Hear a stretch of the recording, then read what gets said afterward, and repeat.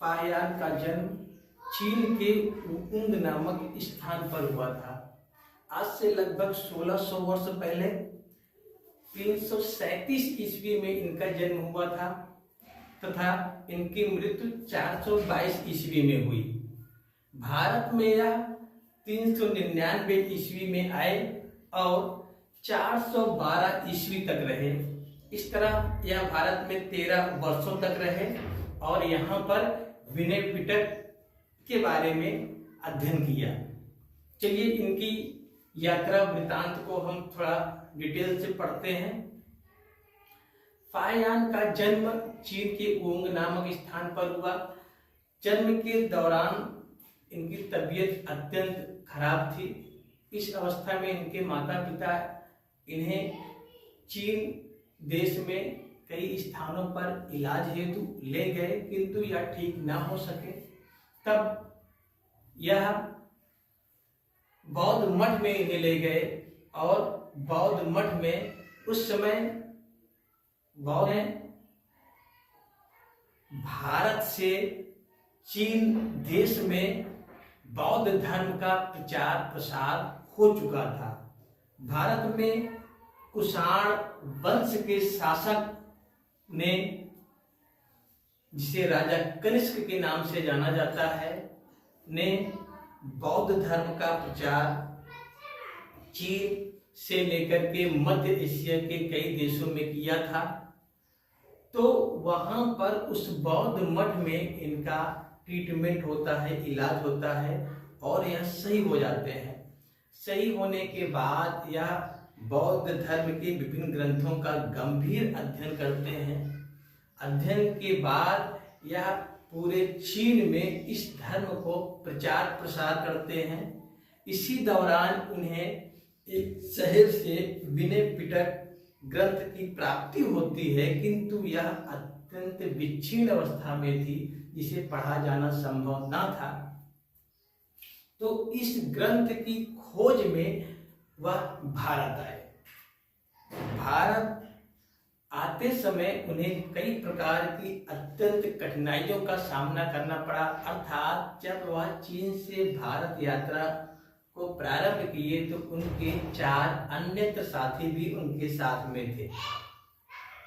उन साथियों के साथ में यह गोबी मरुस्थल आते हैं। गोबी मरुस्थल जो कि चीन और भारत के बीच में स्थित है। गोबी मरुस्थल विश्व का 6वां सबसे बड़ा मरुस्थल है। गोबी मरुस्थल को पार करते हुए यह बृहद हिमालय को पार करते हैं, जो कि अत्यंत दुर्गम स्थल है। वहां से वह पामीर जाते हैं। पामीर एक पठार है जिसे विश्व की छत कहा जाता है और इस समय वह किर्गिस्तान, पाकिस्तान, इंडिया, चीन के बीच में स्थित है।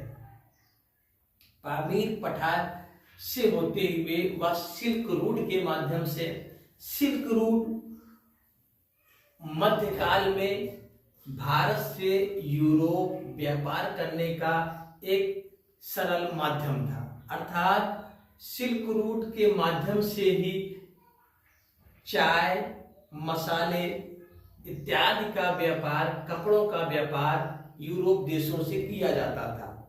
सिल्क रूट चीन से शुरुआत होता है और यह मध्य एशिया से होते हुए यूरोप तक जाता है।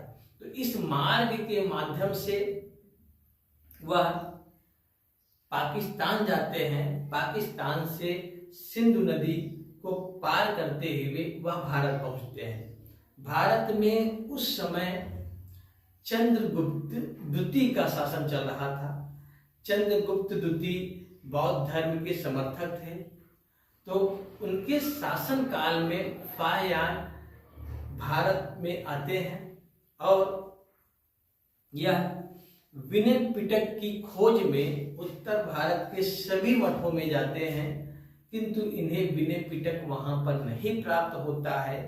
उसके उपरांत यह अपने साहस को बनाए रखते हैं और श्रावस्ती जाते हैं। श्रावस्ती से बोध गया, बोध गया से वैशाली, वैशाली से सारनाथ, सारनाथ से कपिलवस्तु जाते हैं तथा अंत में पाटलिपुत्र में इन्हें विनय पिटक प्राप्त होती है, किंतु विनय पिटक पाली भाषा में थी, पाली भाषा इनको नहीं आती थी।